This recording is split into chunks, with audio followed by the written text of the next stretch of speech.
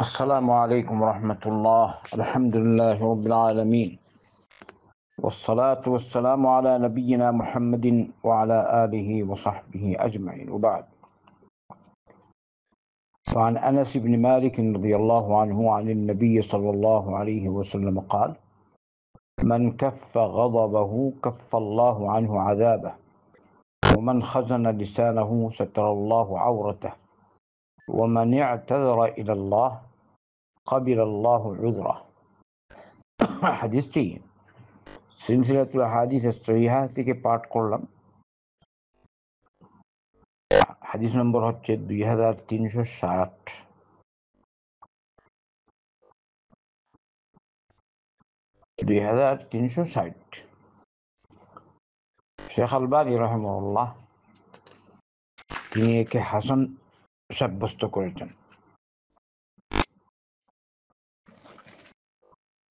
হাদিস হলো যে আল্লাহ রাসূল সাল্লাল্লাহু আলাইহি ওয়াসাল্লাম বলেছেন, মান কাফফা গাদাবাহু কাফফাল্লাহু আনহু আযাবাহ। যদি কেউ তার রাগ থামিয়ে রাখতে পারে তাহলে আল্লাহ তাকে তার আযাব থেকে বাঁচাবেন। রাগ থামিয়ে রাখলে আল্লাহর আযাব থেকে আপনি বাঁচবেন। মানে কি, রাগ করলে মানুষ অনেক সময় আল্লাহ নাফরমানিতে লিপ্ত হয়ে যায়, সীমালঙ্ঘন করে, নিজেকে কন্ট্রোল করতে পারে না। তো আপনি এই সময় নিজেকে কন্ট্রোল করে রাখতে পারলেন, রাগ হয়েছে নিয়ন্ত্রণ করলেন, আল্লাহর কাছে আশ্রয় চেয়ে শয়তান থেকে, আউযু বিল্লাহি মিনাশ শাইতানির রাজিম পড়লেন, নিয়ন্ত্রণ করলেন, তাহলে আপনি জিহাদ করতে পারলেন। এই অবস্থায় এই রাগের পরে যেসব গলত কাজ ইত্যাদি হওয়ার সম্ভাবনা ছিল, এগুলো থেকে আপনি রক্ষা পেলেন, আল্লাহ আপনাকে তার আযাব থেকে রক্ষা করবেন। আল্লাহু আলাম। রাগ বড় মুশকিল।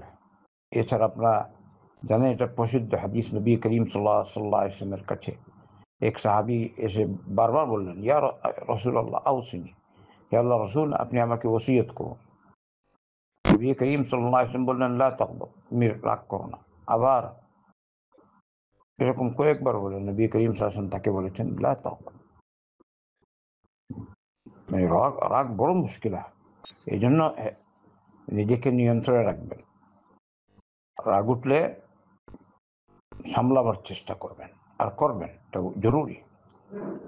এরপরে যেটা এই হাদিসের অংশ, অর্থগত দিক দিয়ে সব ঠিকই আছে। দেখেন, ওমান খাজানা লিসানাহু সাতারাল্লাহু আওরাতাহু। কেউ যদি নিজের জিহ্বার হেফাজত করতে পারে, আল্লাহ তার দোষ দেখে রাখবেন। আপনার জিহ্বা নিয়ন্ত্রণ করে ফেলে আপনার দোষ ঢেকে থাকবে। কারণ আপনি যখন আপনার জিহ্বার হেফাজত করলেন না,